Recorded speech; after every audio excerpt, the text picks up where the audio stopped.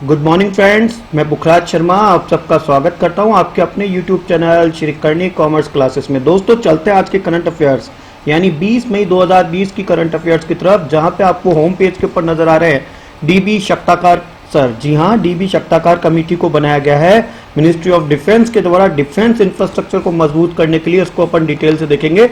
उसके बाद भारत और नेपाल की बॉर्डर सीमा के ऊपर स्थित कालापानी रीजन्स के ऊपर एक डिस्प्यूटेड जो चल रहा था भारत और नेपाल के मध्य, अल्टीमेटली नेपाल ने उसको अपने मैप में शो कर लिया है। तो एक बहुत बड़ी चुनौती भारत के सामने आई है नेपाल की तरफ से, और वो आई है लिपू लेक और कालापानी रीजन्स का। और ये जो डिस्प्यूटेड एरिया था जो कि भारत अपनी तरफ कर रहा था, उसको आखिरकार नेपाल ने अपने मैप में शो करके एक सीधी चुनौती दे दी है भारत को। इसको अपन डिटेल से लेंगे एक आर्टिकल के रूप में। और उसके बाद जो फिलिस्तीन के जो रिफ्यूजी है, यूएन एजेंसी वर्किंग फॉर फिलिस्तीन रिफ्यूजी, वहां पे हमारे 15वें पीएम नरेंद्र जी मोदी ने $2 मिलियन की सहायता की घोषणा करी है उन रिफ्यूजी के लिए, फिलिस्तीनी रिफ्यूजी के लिए।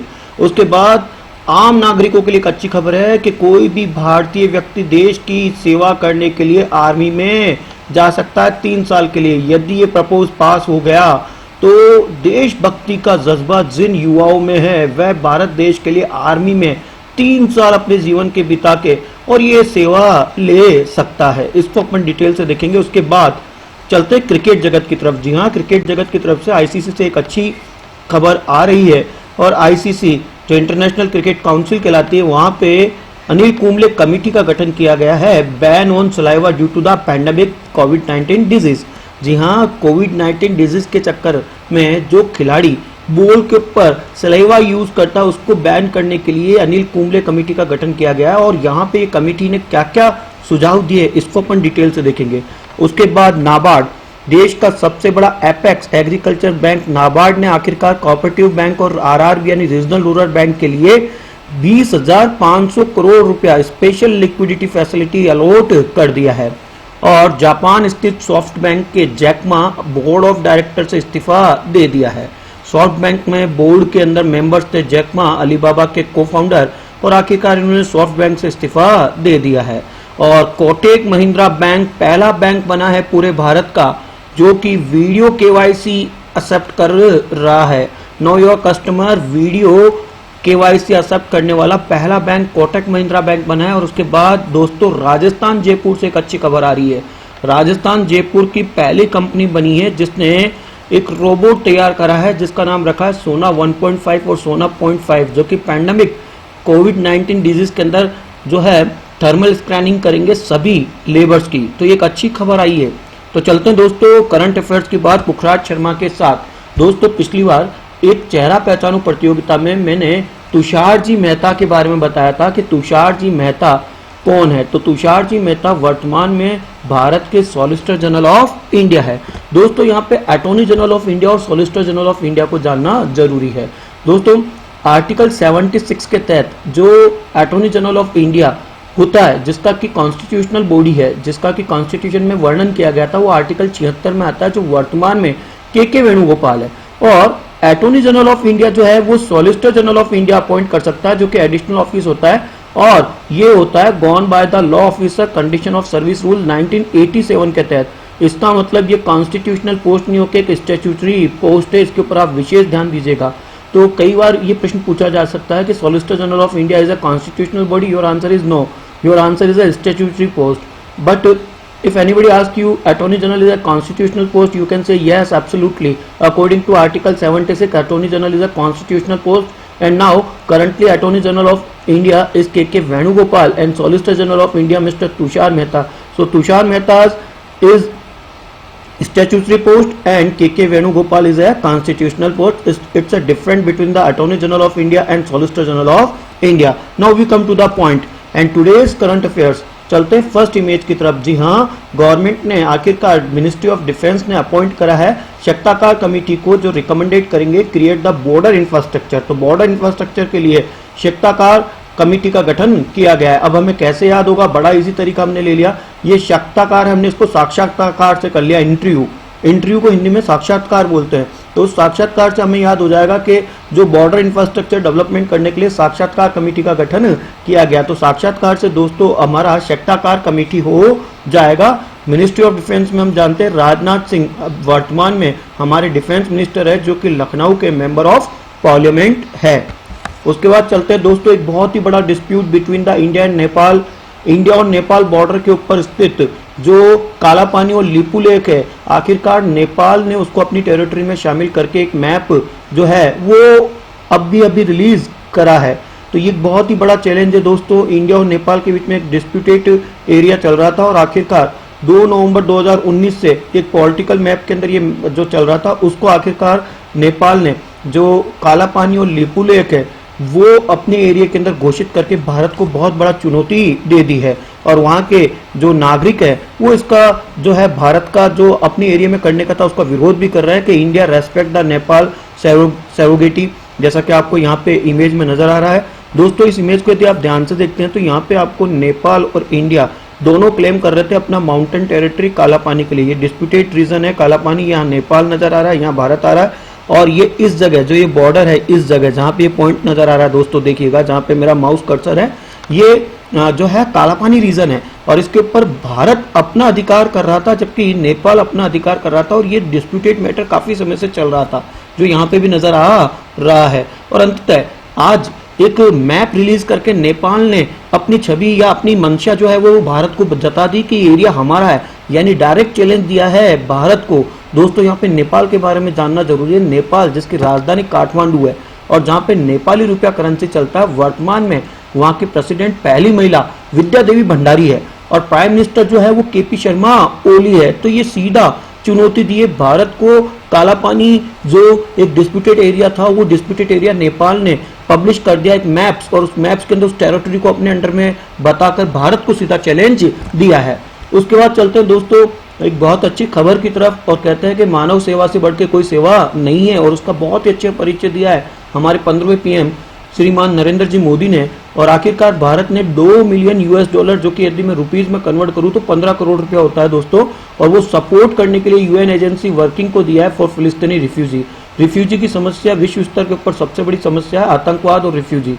ये दो बड़ी समस्या जो है वो वैश्विक लेवल के ऊपर छाई हुई है। और एनवायरमेंट इशू, ये तीन यदि समस्या ले लूँ तो आए दिन पेपर में इसी के बारे में चर्चा चलती है। तो आखिरकार इसमें एक मानवता का परिचय भारत सरकार ने दिया है और $2 मिलियन जिसको कि मैं रुपीज 15 करोड़ कह सकता हूँ, ये सपोर्ट करा है United nation relief and work agency यानी यूएनआरडब्ल्यूए जिसके कि अमान और गाजा के अंदर जिसका हेडक्वार्टर है, जो कि दिसंबर 1949 के अंदर ये एजेंसी बनी थी यूएन के अंडर में, जिसका मुख्य कार्य होता है रिफ्यूजी से संबंधित समस्याओं का समाधान करना। और वर्तमान में इसके कमिश्नर जनरल जो है दोस्तों वो फिलिपी लाजारिनी है। इसके ऊपर आप विशेष ध्यान दीजिएगा दोस्तों। और इसका हेडक्वार्टर 2 जगह है, एक अमान है और दूसरा गाजा में है। उसके बाद चलते हैं दोस्तों, सभी युवा वर्ग जो भारतीय है, चाहे वो स्त्री हो चाहे पुरुष, आखिरकार उनका सपना साकार होगा जिसकी हम सब आशा कर रहे थे, मातृभूमि की सेवा करना।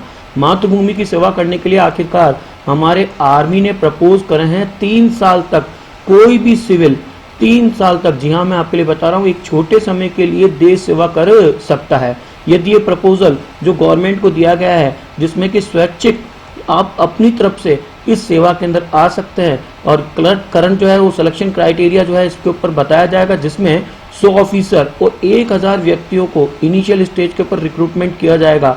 और इस प्रपोजल के तहत जो आपको इंसेंटिव्स दिया जाएगा, उस इंसेंटिव को टैक्स फ्री किया गया है दोस्तों। इनकम फॉर 3 ईयर, जो आपके 3 साल की जो कुछ भी जो भी पारितोषिक दिया जाएगा इस सच्ची सेवा करने के उपलक्ष्य में भारत सरकार के द्वारा, उसको इनकम टैक्स एक्ट 1961 के तहत टैक्स फ्री किया गया है। यानी वो पूरी की पूरी इनकम के ऊपर सरकार आपसे कोई इनकम टैक्स नहीं लेगी।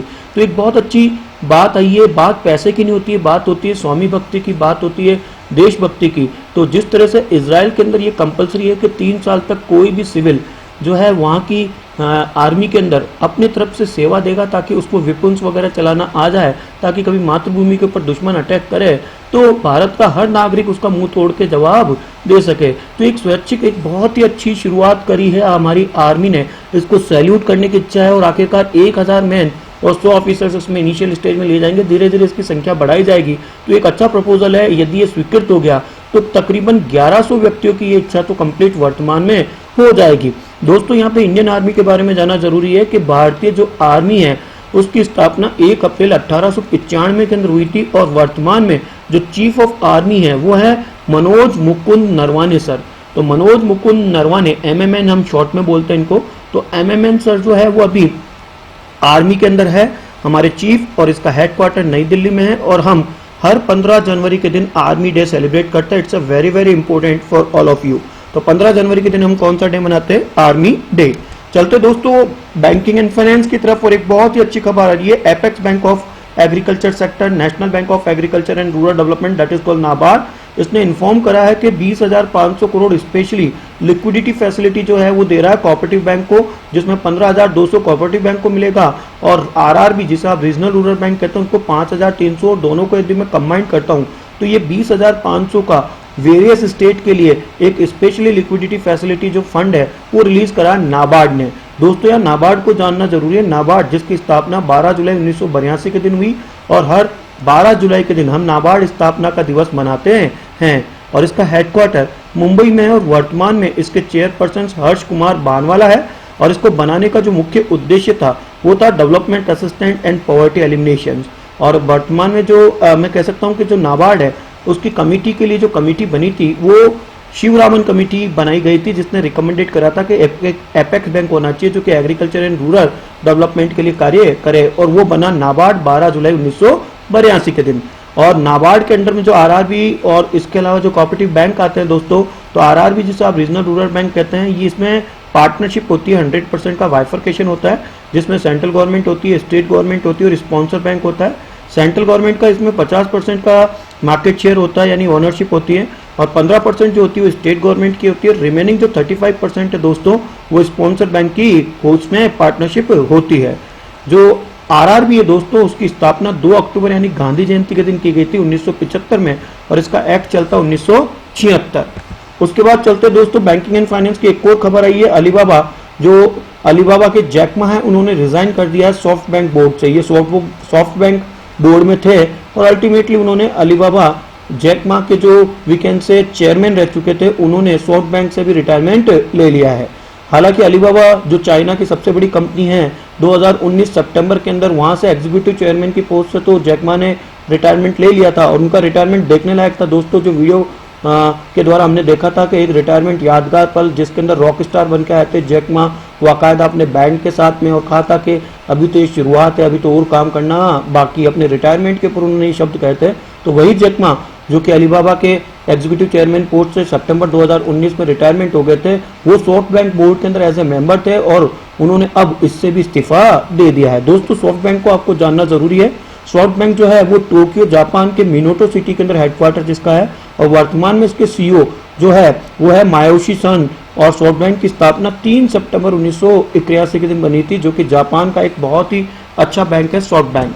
उसके बाद चलते दोस्तों एक और बैंकिंग एंड फाइनेंस की खबर आई है। कोटक महिंद्रा बैंक, जी हाँ प्राइवेट सेक्टर का बैंक कोटक महिंद्रा बैंक पहला बैंक बना है भारत का जो नो योर कस्टमर यानी अपने ग्राहकों को जानने के लिए जो ID प्रूफ और आइडेंटिटी प्रूफ हम लेते हैं POI और POA, उसको वीडियो KYC लेने वाला पहला बैंक बना है। क्योंकि देखिएगा दोस्तों वर्तमान का जो है वो IT सेक्टर इतना ज़्यादा स्प्रेड हो रहा है कि हर एक बैंकों को IT सेक्टर में अब आगे आना पड़ेगा। तो ये शुरुआत इनिशिएट जो लिया है वो कोटक महिंद्रा बैंक ने लिया है, और वीडियो KYC स्टार्ट करने वाला यानी अलाउ करने वाला पहला बैंक जो बना है वो कोटक महिंद्रा बैंक बना है। कोटक महिंद्रा बैंक की स्थापना 2003 में हुई थी। वर्तमान में इसका जो मुख्यालय है वो मुंबई महाराष्ट्र में है, और MD एंड CEO की पोस्ट के ऊपर उदय जी कोटक है। और कोटक बैंक की जो टैगलाइन है दोस्तों वो है let's make money simple, let's make money simple. उसके बाद चलते हैं दोस्तों राजस्थान जयपुर से पहले क्रिकेट जगत की तरफ चलेंगे, उसके बाद राजस्थान जयपुर लेकर चलूंगा दोस्तों। क्रिकेट जगत की तरफ से एक अच्छी खबर आ रही है। कोविड-19 जिसे आप पैंडेमिक डिजीज कह सकते हैं, कोरोना वायरस, उसके इम्पैक्ट को देखते हुए ICC जिसे आप इंटरनेशनल क्रिकेट काउंसिल कहते हैं, उन्होंने कमेटी बनाई है अनिल कुंबले के रूप में, उसमें हेड बनाया गया जिन्होंने रिकमेंडेड करा है कि खिलाड़ी गेंदबाजी करते वक्त या क्षेत्ररक्षण करते वक्त बॉल के ऊपर बॉल को चमकाने के लिए अपने सलाइवा का उपयोग नहीं कर सकते, बल्कि इसकी जगह बॉल को शाइन करे तो अपने पसीने का उपयोग कर सकते हैं। पसीने का उपयोग कर सकते हैं, लेकिन मुंह से आप सलाइवा यूज नहीं कर सकते।